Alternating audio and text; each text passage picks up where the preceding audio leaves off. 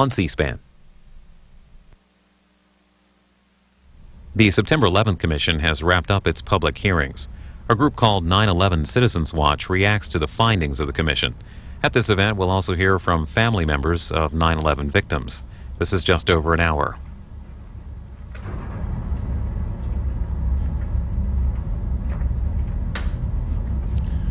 All right, good morning and welcome. I wanted to thank both C-SPAN TV and radio for covering this event. They play a tremendous role in terms of getting out information to the public about what's happening in this country, and information is central to democratic process. I also wanted to thank the Press Club for helping us with the arrangements here, and also the families that we've worked as closely as we can with during this process, families of the victims of 9/11. And we have several speakers from the families today, as well as some statements from members of 9/11 CitizensWatch, which is the organization that Kyle Hentz and I co-founded at the beginning of the process of this commission hearing. And it was with the idea that we would have an oversight or a watchdog function on that process. And it's gone all the way from the early efforts to get a commission started well after the events of 9/11, and the families played a major role in that. There was a lot of White House obstruction and a lot of problem getting it started, getting it the resources it needed. It had to get extended funding. It had to get an extension of time just to finish its report, and it still has been operating on a fairly limited base. We were pushing from the beginning for it to do what it said it was going to do, to leave no stone unturned, to ask the questions that needed to be asked, and to follow the truth and the facts wherever they took them. And we've been pushing them to be transparent in that, and also to push for accountability in terms of the government response, not only coming up to 9/11, but also afterwards. And we were part of a process that helped to push for subpoenas of documents. We wanted people subpoenaed at different points. That wasn't done, but negotiations were clearly made to get testimony that they wanted that was resisted. At the beginning, none of the testimony, even the public testimony, was being taken under oath, and we were part of a process to push for that along with the families. And we were concerned, as the families were, with conflicts of interest by the commissioners and some of the staff, specifically Philip Zelikow, the executive director, whose role in the Bush administration transition team and the National Security Council, his closeness to Condoleezza Rice, and his involvement in the events that led up to 9/11, such that he and Jamie Gorelick, one of the commissioners, were actually witnesses to their own commission and had to recuse himself. But Governor Keane said tellingly that every member of this commission will have to recuse themselves at some point in the investigation. So clearly there are across-the-board conflicts of interest in this matter, and the problem is that for a government based on secrecy, national security, and the kinds of things that surround the 9/11 incident, to get people out of that government who can be vetted to take a look at it, you're basically talking about people that are, at least at some point, part of the process of the secrecy. So it's sort of always an internal investigation, and it has that problem underlying it. Thousands of interviews have been taken, we're told, by the commission staff, most of them not under oath, all of them in private. We don't know out in the public who has been interviewed and who has not. We've tried to suggest lines of inquiry and people to interview, but we don't know if that was done. We don't know to what extent these interviews were recorded, whether they were transcribed, whether they were taped. In many instances, including a critical testimony, 4 hours of testimony not under oath in private by Condoleezza Rice, it was said that only notes were taken. We know that only notes were taken of the critical interview with President Bush and Vice President Cheney, and even those notes had to be vetted by the White House before they would be released back to the commission that heard them. And the report itself must be vetted by the administration before it is released, and so pre-written chapters of the report, we were told yesterday, are already on their way to the White House for vetting so that the whole report can get out by the deadline of July 26th. I urge people to take a look at our website, www.911citizenswatch.org. We put up a steady stream and have an archive there of materials that have called many of the official versions of 9/11 into question, and that raise many issues and questions that are still unanswered. There is a rising public suspicion about the official version of 9/11 in polls here in the United States and around the world, and a suspicion about the official pronouncements and even some of the conclusions reached so far by the staff of the 911 Commission. And there's also a grassroots pressure growing from within the families and the public in general, many grassroots organizations calling for the beginnings of an independent inquiry of some sort, a citizens commission that would hear some of the testimony that the commission has ignored or not taken into account. Left out of the hearings, in our view, from yesterday in the response, and Kyle will be amplifying this with other points, but 9/11 Citizens Watch response to the hearings yesterday, the broader historical context of the plot seemed to have been ignored. This is a story that actually goes through 5 different administrations, beginning with Brzezinski in the Carter years and going through both Bush administrations and Reagan. And the funding by intelligence agencies in the United States, Saudi, and Pakistan of the Mujahideen resistance, and funding that continued up to the time of 9/11. The $77,000 transfer was mentioned in the testimony to the plotters, but the $100,000 transfer to Mohammed Atta was ignored in the staff statement, and that came through Pakistani intelligence as late as August of 2001. Response to the FAA NORAD testimony, just on the broad level, one would think from the headlines today and listening to the testimony yesterday that up until 9/11 and some corrections that were made afterwards, it was that the FAA and NORAD were incapable of communicating with each other or responding to an air emergency in any effective way.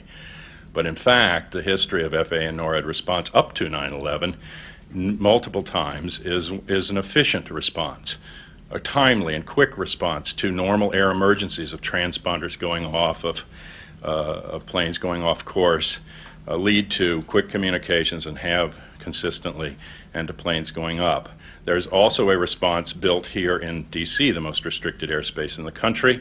What's called P-56 has its own response capability, and the Pentagon has a response capability, and none of those seem to have been activated on 9/11. But one would believe that they were a system incapable of responding to any emergency, but that's not the history when we look into it. And then the other thing ignored is that clear preparations were made at the Pentagon, at the CIA headquarters, at the Genoa summit, around Bush's visit and other times for specifically this sort of an attack as early as the 1990s.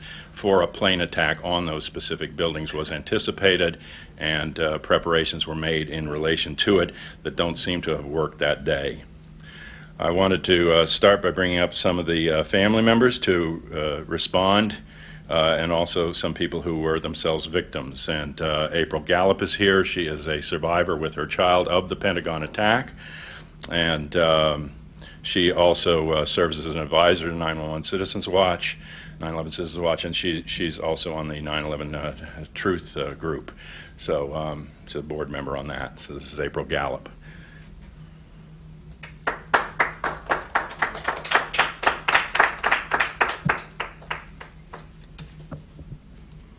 Good morning. I'm glad to see those of you that are out here bright and early.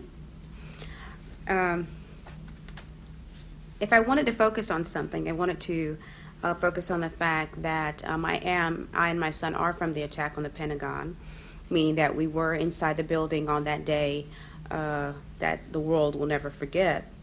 I'm also medically retired from active duty service to our beloved country. And I say that because I want it to be thoughtful and to be understood that I'm not here, and neither are the families here, to do a point the finger type of thing or to discredit, the military. But what we're trying to do is carefully scrutinize and to work towards transparency and to ensure that those who fail to do their jobs and perform their duties are held accountable for those failures. One of my mottos is, it's best to take the hard right instead of the wrong left.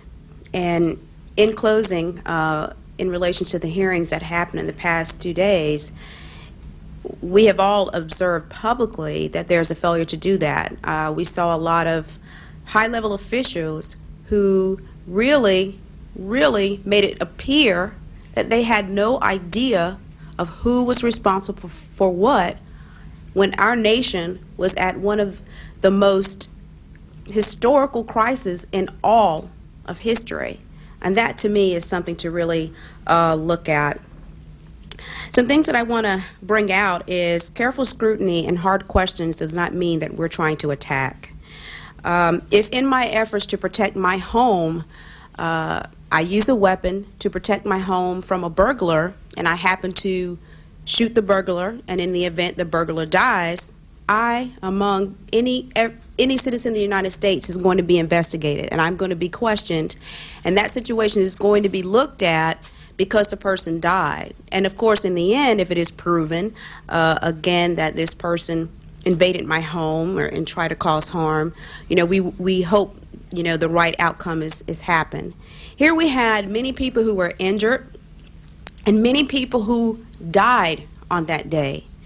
This was a crisis that is going to affect people for the rest of their life. These are not one incident that can touch our hearts in 3 months. This is an incident that is going to affect our nation, our country, our government, and people for the rest of their life. And here you have it, that these very same individuals who were directly involved would make it appear that, family members and, organizations, because they want, transparency and the hard questions asked and to get to the bottom of it, appear that it's anti-American.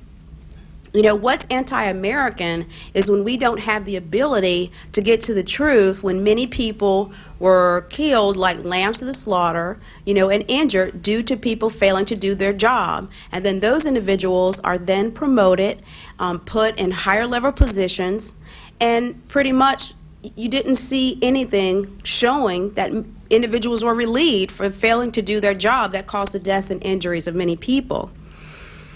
Some things I want to point out when people go in reflection to the hearings, that a lot of times we listen to what is said, but we really need to take time to get those transcripts to really read how they've really failed to respond to direct questions. And we really need to look at the fact that many of them did not answer the questions. We really need to hear that they're really not telling us anything when they're put under public scrutiny by the independent commission. Another thing that we need to remember is that the commission, in my reflection as a family member, was doomed from the very beginning. They did not have enough time to cover many of the major topics that the family members, wanted to review.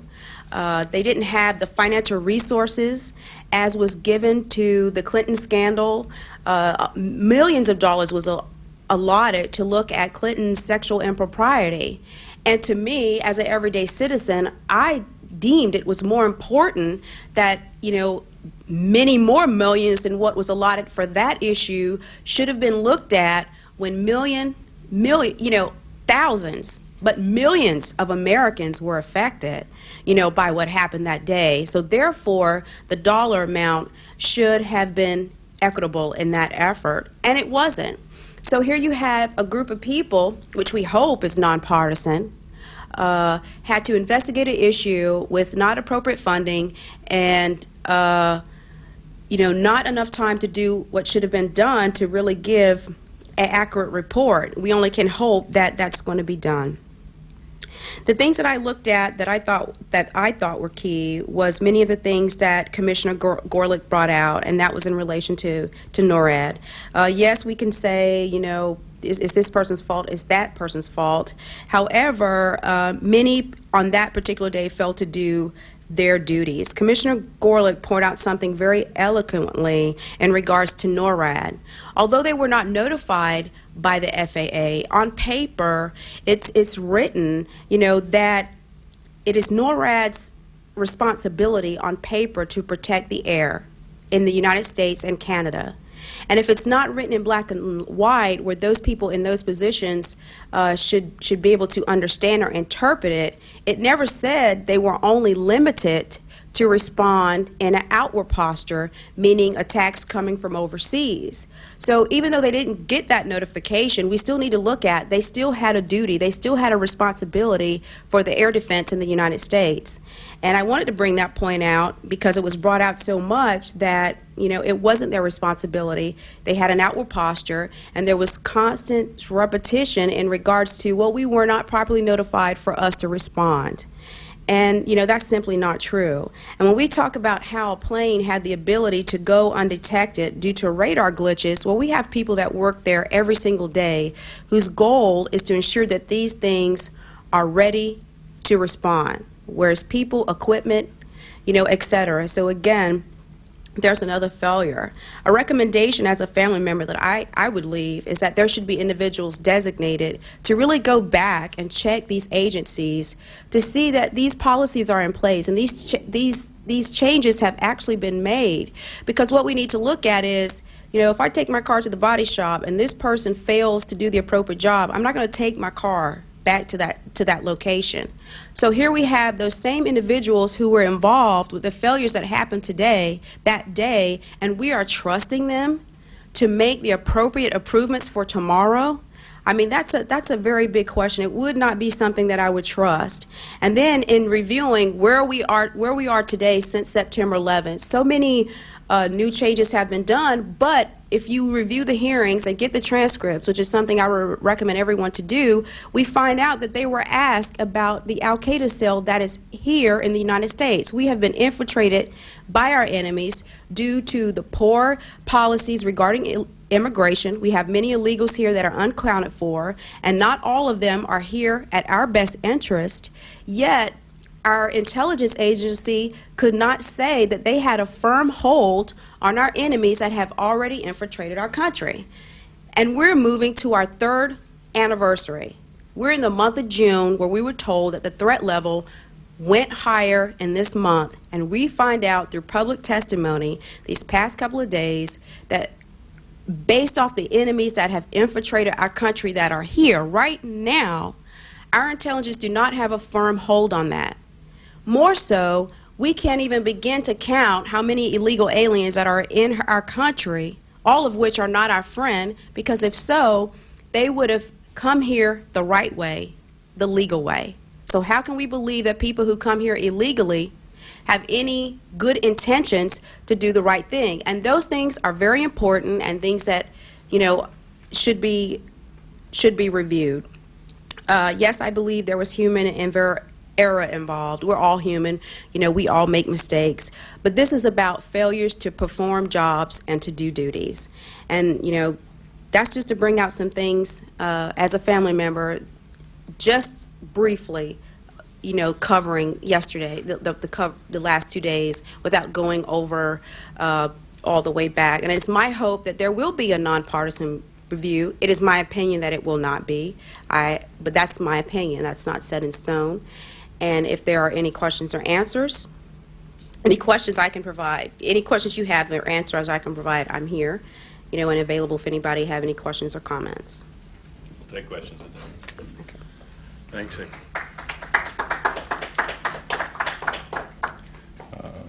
The next speaker is also someone who lost a family member, Abraham Scott, lost his wife, who was a Pentagon employee, and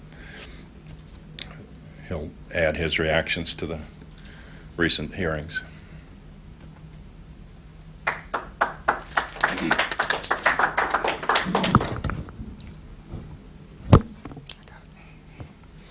Good morning.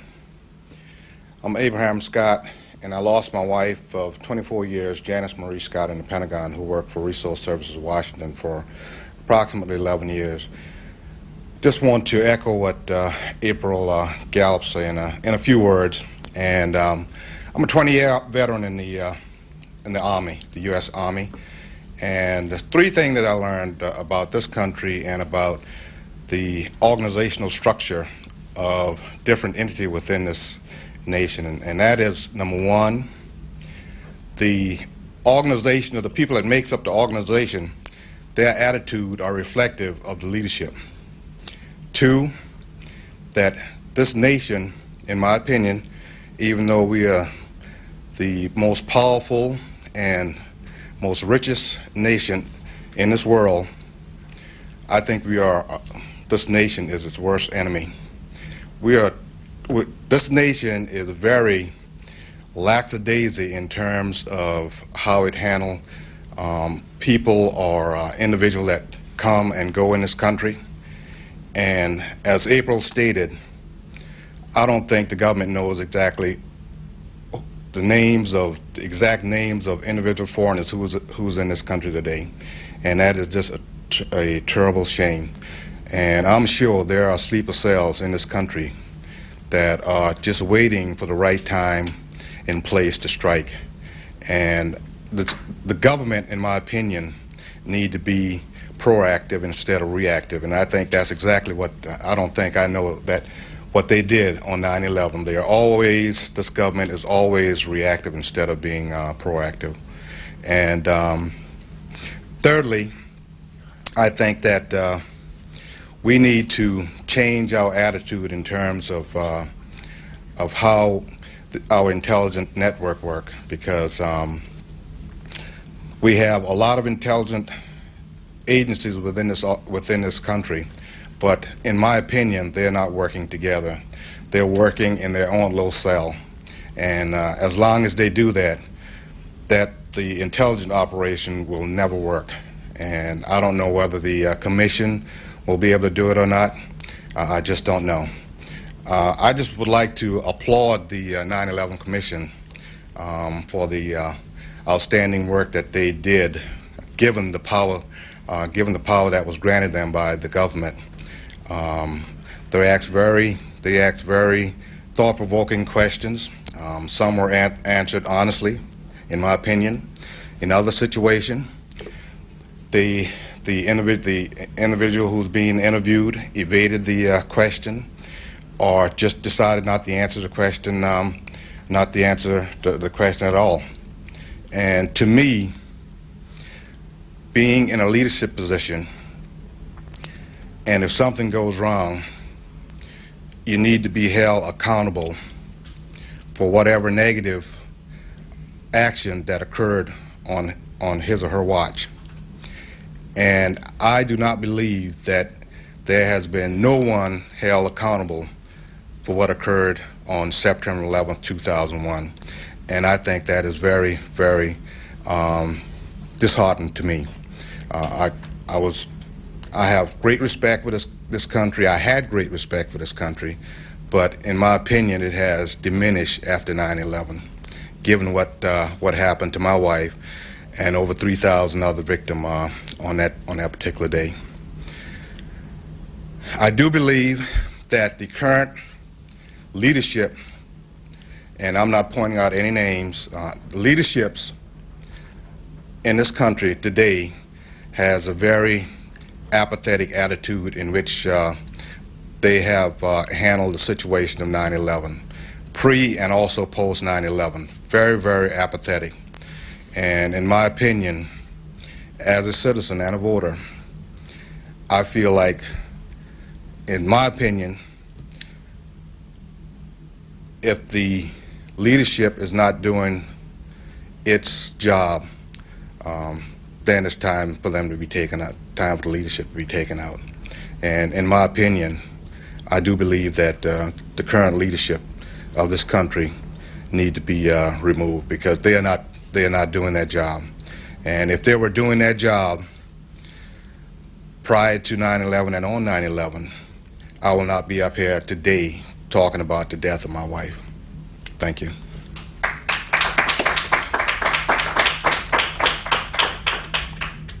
Unfortunately, one of our listed speakers, Rosemary Dillard, an American Airlines supervisor for Flight 77 who lost her husband on that plane, was not able to make it today. But we do have Bruce DeSell, another family member here who's attended many of the commission hearings and came to make a response.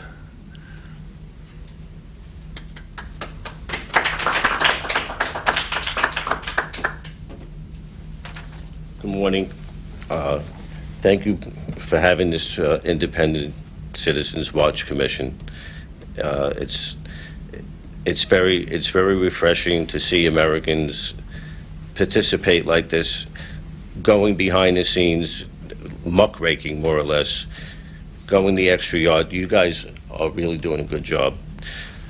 My son-in-law, Mark Petroselli, was on the 92nd floor of the North Tower, and he was murdered. He was only 28 years old at the time. He was married to my daughter for about 2.5 years. He was a very, very, very fine young man. As if you listen and talk to other family members who lost people, they'll tell you the same thing about their loved ones. I carry this likeness of supposedly 92% of the people that were in the towers at the time of the attack. It was comprised of photographs that were submitted for the New York Times. I saw it online, and I thought that it would be a very good aid when I advocated for different issues involving this. I'm very touched by the large loss of life. It was inconceivable to me that our government could allow this to happen. And now going forward with being involved with other aspects, not only of the commission, but of other things that 9/11 family members have to deal with, the government has, in my opinion, to be fairly callous and just trying to do a basic whitewash snow job of the situation. The establishment of the commission, to start off with, I think was, well, in fact, they really didn't want to have a commission. The family members had to pressure them into doing it. The so-called Jersey girls forced the issue, made it politically impossible for the president not to appoint such a commission. And then in his so doing, the people that he chose to be on the commission, doubtful if they could be, sincere and really digging to the truth, being that they're all Washington, D.C. insiders. I really think that if they would have appointed some academics, people that don't have political axes to grind either way, a couple of family members, some plumbers, electricians, people like that, average people, I would have more faith that when the report is written, that the truth will be out, because these people like that, average people, were the people that were killed, not politicians. And, they don't have this slap on the back, well, business as usual, we have to move forward, this is how a government runs kind of attitude. So I was very dissatisfied with that. That being said, I've attended most of the commission hearings. I really didn't see any hard questions at all, especially in New York. I was very, very disappointed at the way that they asked Mayor Giuliani about the emergency response. They didn't ask one question of why all of those firemen were killed. And the major reason why they were killed was because their radios didn't work. And there could be some serious impropriety about how those radios were purchased and their lack of field testing. And although my son-in-law wasn't a fireman, I'm a former policeman. And to me, if a government doesn't protect the first responders properly, they don't really care about anybody. I mean, those men died trying to save people's lives, and they didn't have the proper equipment. And I believe that the elected officials in New York City knew that, but didn't care. Almost everything that April said, I concur with. But a close issue to me that I have been involved with recently is border security and immigration reform. Almost 3 years later, our borders are still wide open. Anyone could come in. All the security measures that they're taking at the airports is a joke. If I was going to do anything against this country, I just wouldn't come in by air to one of the airports in the United States.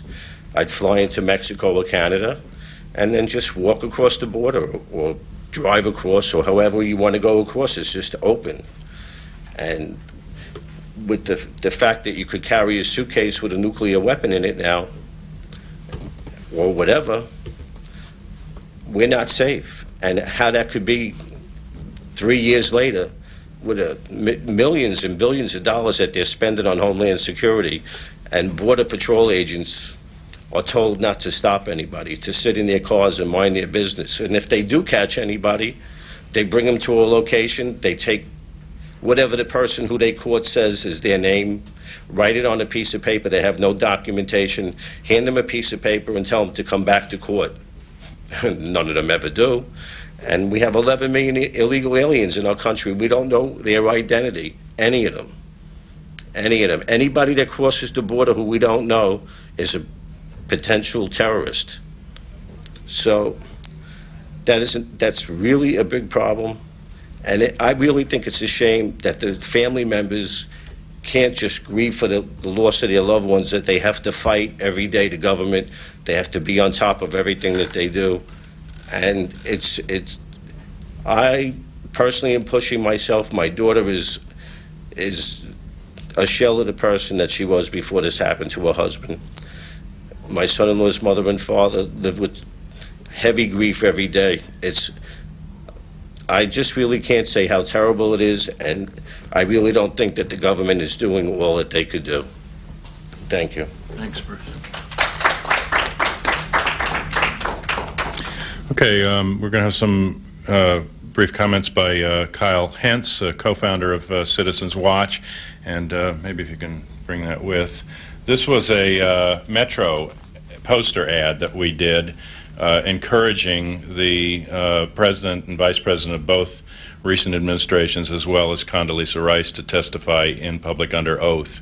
And we had this up for a month in the subways here, and took an ad out similar in the Washington Post. And this came out right before Clark's testimony, and it got a lot of good public response. But we've continued to try to put pressure on this commission to do this investigation in a way that's open and responsible, and that will get at the facts. Kyle Hentz. Thank you, John. Thank you, and thank you, Bruce, Abraham, and April for being here. I'm going to try to keep my comments short so we can get some Q&A in. One thing that struck me about Wednesdays, there were 2 days of hearings, and Wednesday's hearing dealt with the 9/11 plot. And it was apparent from the staff statement that was released that morning that much of the new information we learned came from Khalid Sheikh Mohammed. And he was referred to numerous times during the testimony as KSM, KSM. And of course we all heard UBL, UBL. These two individuals were the perpetrators, the alleged perpetrators behind 9/11. And yet they trump out these names like they're, it just struck me as odd. You have the FBI, CIA, ONI, FBI, FAA, DEA, now we have UBL and KSM. These people should be brought to justice here. Where is Osama bin Laden? And where is KSM? He's held in an undisclosed location somewhere, and apparently probably under duress or torture. He's probably, I think he's been in custody. The government is declining to say whether he is in their custody. In the legal proceedings between the insurance companies and Silverstein, the leaseholder of the World Trade Center, the insurance companies want access to KSM, and they're not getting access. So where is he, and why isn't he being brought to justice in this country for the murder of 3,000 people? Secondly, the FBI, some of the members of the FBI were questioned on the first day of hearings. But who we did not hear from are the courageous whistleblowers who have come forward. Colleen Rowley, who was featured as Time Person of the Year last year. Robert Wright, who was on the trail of the funding of al-Qaeda and terrorism in this country. Randy Glass, or Sibel Edmonds, who we've been hearing a lot about recently. In each of these cases, their hard work, field agents across this country were doing hard work and following trail of evidence. And in each case, FBI headquarters clamped down or spiked these investigations, somehow hampered them so that they could not follow their natural course to perhaps foil the 9/11 plot. So we would have liked to have heard from Sibel Edmonds, Randy Glass, Robert Wright, or Colleen Rowley, but we didn't. I should note that the person who should be questioned about this, who should have been before the 9/11 Commission, is David Frasca at FBI headquarters, who is the head of the radical fundamentalist unit there. How many of these investigations crossed his desk? And who doctored Colleen Rowley's FISA request for getting access to Moussaoui's computer? They had Moussaoui in custody. The next point I'd like to raise is the question surrounding the events of September 11th, what happened in the air, and what was happening in the air that day. We've learned, in part from the first FAA NORAD hearing, that there were multiple war games going on September 11th, at the same time that there was a multiple hijacking. We had Vigilant Guardian, Vigilant Warrior, Northern Vigilance, and we've also learned that in an independent exercise being conducted out of Andrews Air Force Base, that 3 planes were taken over North Carolina, approximately 200 miles away, on that very day as well, leaving the Pentagon and P-56 airspace over the nation's capital undefended. So the question needs to be raised, were those simultaneous war games responsible somehow for a fog of war games, a confusion, and how it was, or could it be, questions about the choosing of that date. How did it come to pass that we had this extraordinary coincidence on September 11th?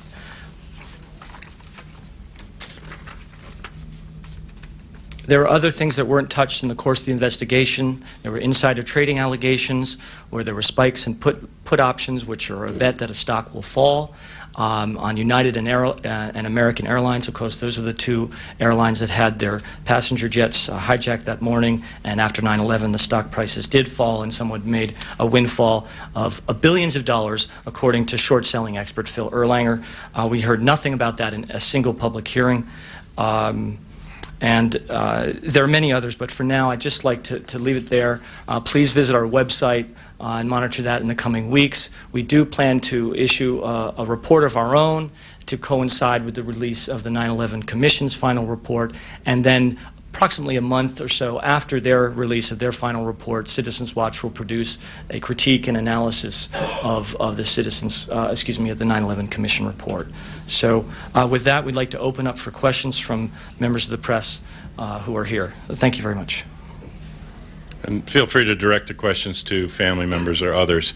I would just add that part of our work now also has been to try to get the Commission to release not only a report, but the raw documents that would back up their conclusions to the extent that they have non-classified data, and we know that they do, and that they also recommend a process of quick declassification for the remaining documents so we don't end up in a position like we did with the Warren Commission and earlier investigations where records are locked up for 50 to 75 years after congressional or executive investigations. And there is a model, the Assassination Record Review Board model that was set up for the release of the JFK records that I recommended to Governor Keane that they put in their recommendations. But if these records just go into the archives, we may not see them for many, many years, and it's not going to be enough to release just monographs, which is what Lee Hamilton said they were going to release along with the report. Monographs are just conclusions or summaries. So if there are press questions for any of us, I don't know if other people want to come up and... John, I'd like to ask any of the family members, could you talk about what happened when a member of the Family Steering Committee volunteered to fill the last seat on the commission once Max Cleland had stepped down? Could you talk a little bit about what happened then?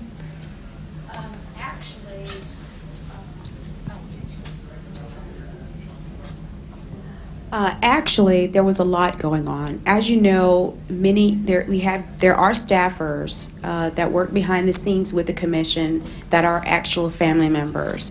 We had one who was a severely burned injured victim from the attack of the Pentagon, and one who had actually lost, a loved one. So in that respect, they were working behind the scenes. However, when the matter came up, the families did generate nominations for that, and of course, based off the results, it was not successful.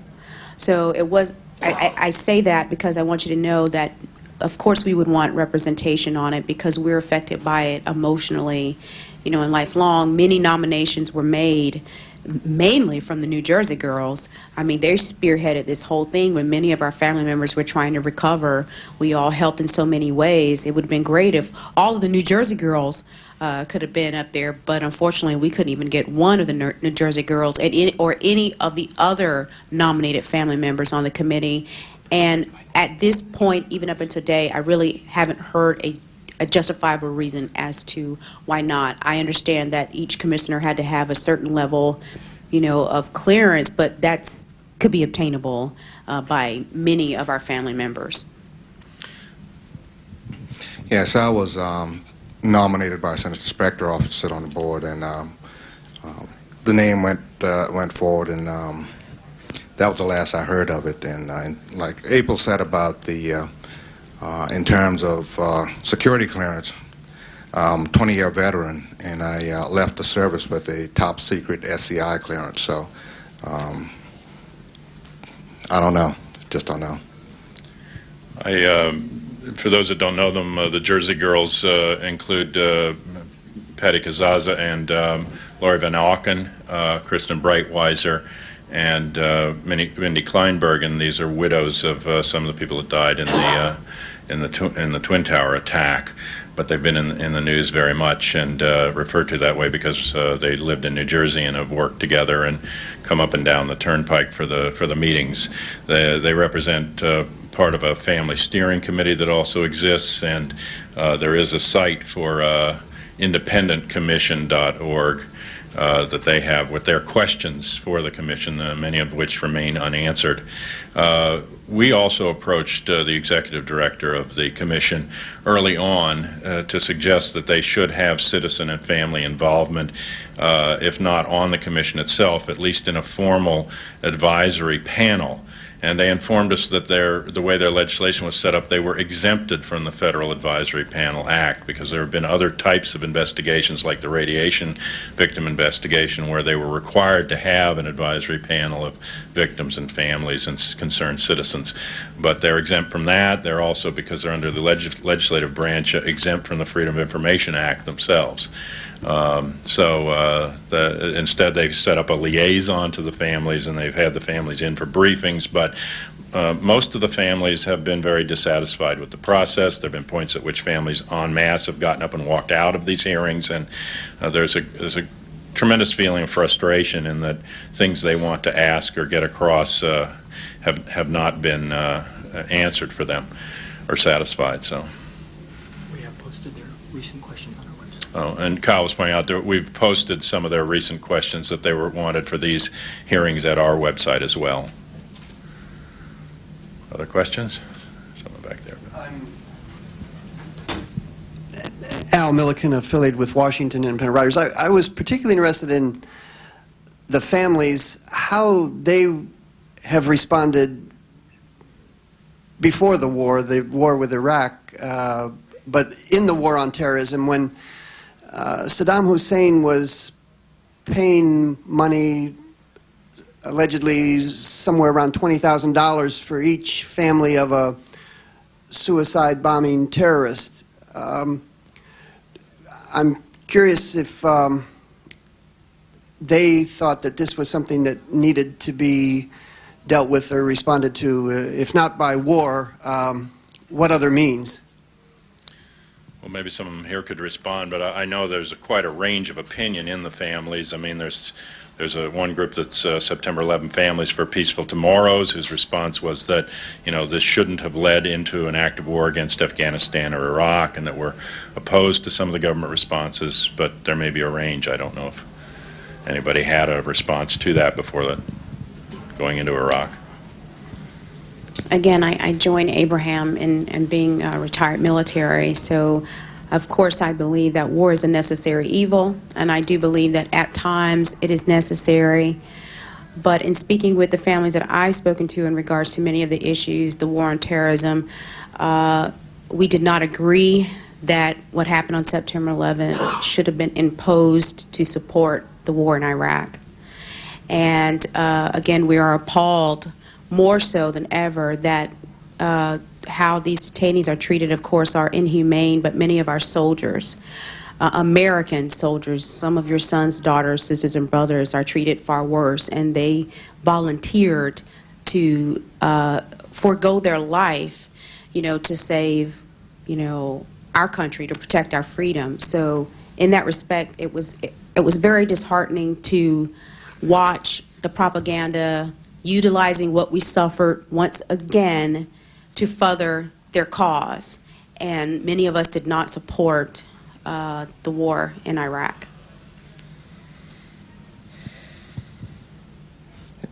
Being a military member, I don't think, based on the fact that Saddam Hussein was offering, I guess, $20,000 for anyone that became a suicide bomber or a suicide person. I do believe that there are other means that we could have, and I think we were doing in order to topple Saddam Hussein, and that's economic sanction. And we do have capability within the military.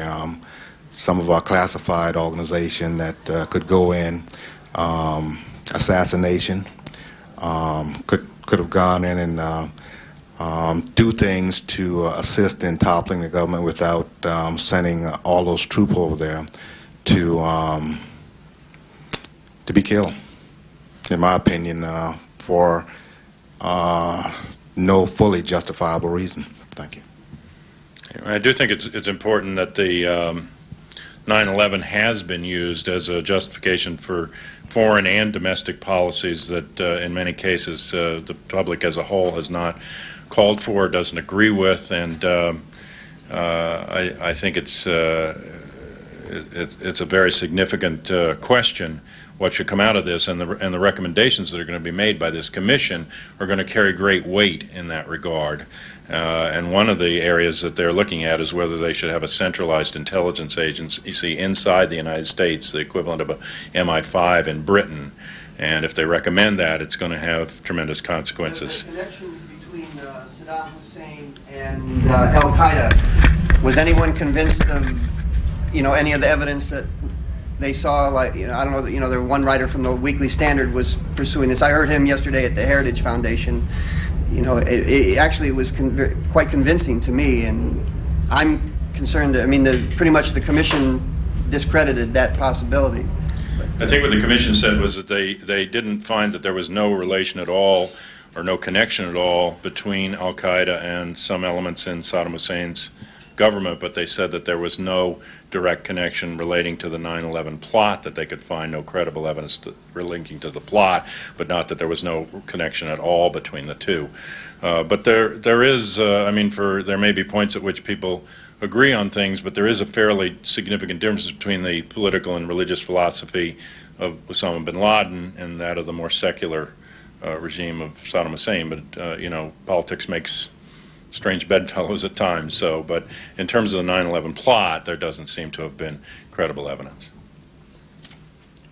Yeah, I have a question about the participation of the domestic terrorism section of the Justice Department, or the lack of participation. As you know, they have been dealing with hijacking. That's been their responsibility long before this 9/11 occurred. And it's a fairly well-funded division of the Justice Department. So could you comment on what you thought of their participation or lack of participation in this particular investigation. Well, we, as Kyle mentioned before, I mean, there were numerous instances where the FBI started in a direction that could have gotten after the funding of the terrorists or some of the people themselves moving around or gotten them on the watch lists, and those investigations were interfered with. John O'Neill is an important character, and there should have been some testimony regarding that history, because he was a top counterterrorism expert in the FBI.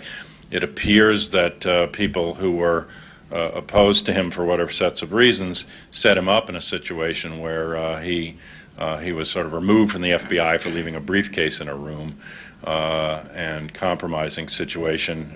But the net effect is that one of the key people in the FBI that was pushing toward, since '93, since the first attack on the Twin Towers, toward the elements that eventually would coalesce into the 9/11 attack, as well, that ball was dropped.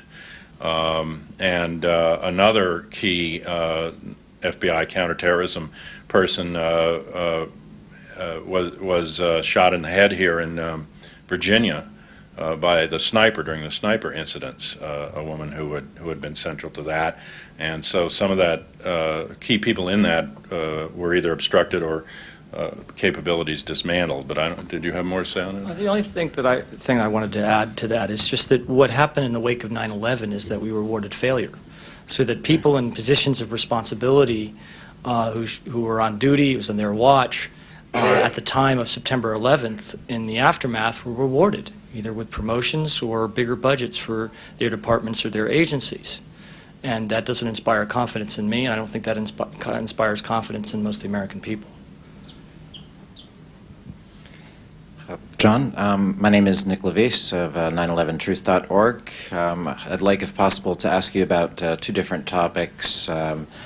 The first would be, it's been brought up that there was a possible connection between the former Iraqi regime and Al-Qaeda, and I think, certainly that requires investigation, but what I found much more disturbing was the failure entirely to investigate the historic connections between our own intelligence complex here in the United States and Al-Qaeda, since Al-Qaeda is largely a creation of the CIA over the 20 years of the Afghan jihad and then the ISI's creation of the Taliban. So I was wondering if you could talk a bit to this particular failure to investigate the connection between the U.S. and Al-Qaeda, and then I'd like to ask about the air defense response timeline, if possible. Well, it's certainly, as I mentioned earlier, one of the major areas, the historical context for this, that I think the Commission did not develop. And in fact, at one point, when it was raised at a press conference, Lee Hamilton, the Vice Chairman of the Commission, said that he didn't accept the premise that there was any connection between U.S. intelligence and Al-Qaeda. But in fact, a combination of Saudi, which was about half of the funding, through Bank for Credit and Commerce International, and CIA money through Pakistani ISI, their intelligence services, and some of this on both sides of that seems to have involved drug profits as well, went into the funding, training, equipping, and arming of the resistance in Afghanistan, and that funding doesn't seem after the point where the Soviet Union finally withdrew from Afghanistan. There seem to be ongoing relations between all those different intelligence groups. One thing that followed it, using the same money circles, was the Contragate operation. And many of the people involved in the Contragate operation are high up in the current administration. These were off-the-shelf, covert, secret operations. They were internationally funded. And the Bin Laden Construction Company was called in and paid by CIA to build the caves and operation centers that Bin Laden operated out of later during the Taliban years. There seem to have been connections and points at which the U.S. could have intervened and captured Bin Laden had they wanted to. And there's been a lot in the press, Seymour Hersh and others, that opportunities to take Bin Laden were just basically thrown away. I think that we need to get at that history. John Cooley's done an excellent book on Holy Wars. on some of it. And Peter Dale Scott, another researcher, has done drugs, oil and war. This is John Cooley's book, subtitle Afghanistan, America, and International Terrorism by academics, well-resourced. Drugs, Oil, and War by Peter Dale Scott. Compares Afghanistan, Colombia, and Indochina in terms of this deep politics of connection between drugs, oil, war, and covert operations. And then Steve Call from the Washington Post did this recent book, Ghost Wars, on the secret history of the CIA in Afghanistan and bin Laden from the Soviet invasion to September 10, 2001. So he takes it right up to the time of the attack. And there's a lot there that really needed to be explored, but the people that were brought forward, at least at the public hearings, to describe what is happening were not very informative. And there are new books out to show that Al-Qaeda is more a term, a philosophy, a base idea than an actual organization that functions with one leader, that it's a very diverse bunch of organizations. Sometimes they work together or share resources, sometimes they don't. And we talk about it as if it's one sort of conspiratorial cell, which, I think we're accused of looking at the world somehow as in a conspiratorial way, but I think the plots that were handed by the government and the enemies that were handed by the government reflect much more of a conspiracy view of the world than the reality. I just wanted to add that the funding that flowed into Afghanistan through the Pakistani ISI represented the largest covert operation in the history of this country. Estimates are between $3 and $6 billion. These are acknowledged numbers and testimony before members of Congress and so on. I think we have just 10. We started at 5 after, so just we could take one more question. You wanted to follow up, Nick, with the question about the timeline of events in the morning of September 11th? Well, yes, actually. Yesterday we were presented with really a new timeline of what happened on September 11th with regard to the FAA response and the FAA's alerting of NORAD. Until now, we've had a timeline that essentially was released by NORAD in September 2001 that indicated that the FAA informed NORAD about the ongoing hijackings at these given times. Now we've learned that all these times are supposed to be much later and that this is the explanation for the complete failure of air defense response according to standard operating procedure on that day. And I'd like to ask you, to evaluate this new timeline and what it indicates, especially in regard to the standard operating procedure as it had existed up until September 11th, and also the failure of the Commission to deal with the war games question. Well, I can handle the first part, and maybe Kyle could take the second about the war games. But we asked in our press release for the event today, was the 9/11 Commission blinded by hindsight? And Part of that question relates to the fact that the standard operating procedure has nothing to do with whether it's a hijacking or not. It has nothing to do with whether it's a suicide mission or whether it's a shoot-down question.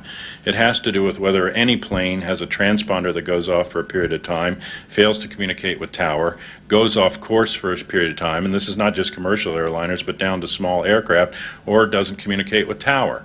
And if that happens for more than a few minutes, there is an operating procedure that involves air traffic contacting FAA Command Headquarters, FAA transmitting that information to the National Military Command Center at the Pentagon, and they in turn giving it to NORAD, who have the capability to scramble jets in a very short period of time.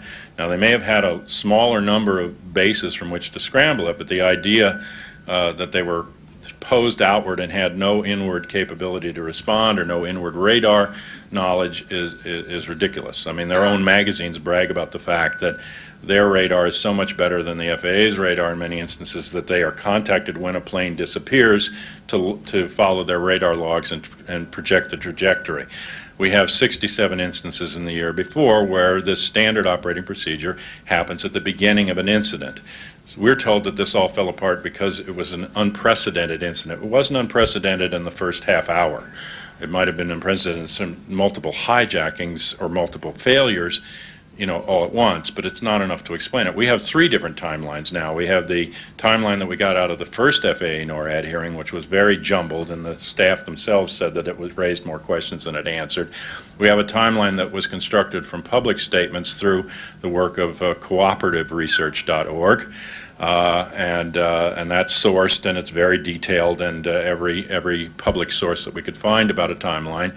And now we have, as you say, this new timeline, and it was telling to me yesterday that NORAD basically was, when they were taken to task for not having gotten their timeline straight in the beginning, they thanked the Commission for straightening them out and giving them the proper version, as if a witness came in and thanked the attorney for getting the facts straight about what they had seen or heard or when they did what they did. So, this either reflects the fact that these agencies have no idea what they're doing, and they have to rely on an external investigation that they can't themselves do, or there's just an agreed-to version, that's been approached.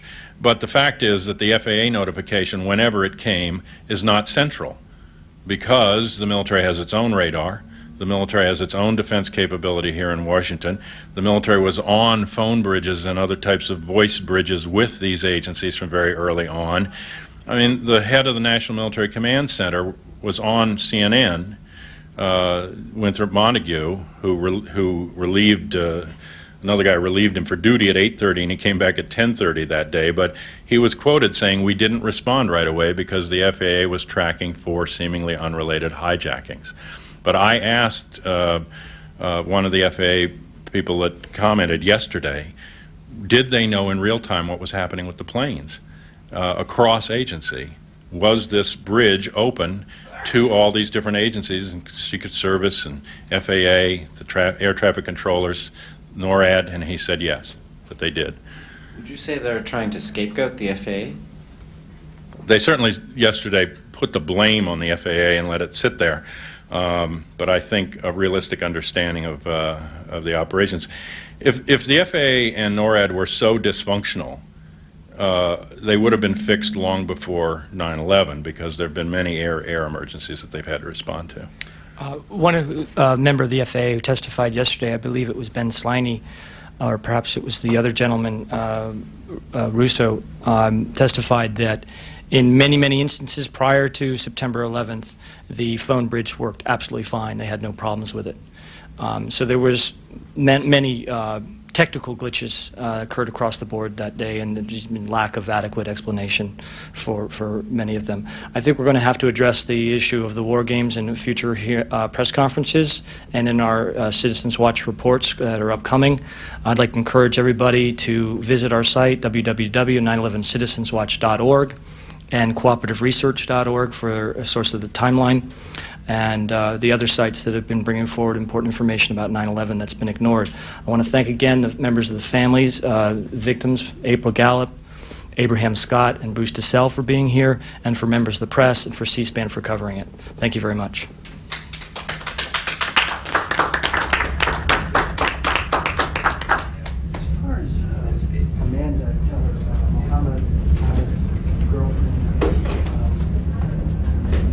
It sounds very convincing that she was intimidated and not speaking to the press, but you know, as she, you know, if I didn't hear about what she knew what she was doing.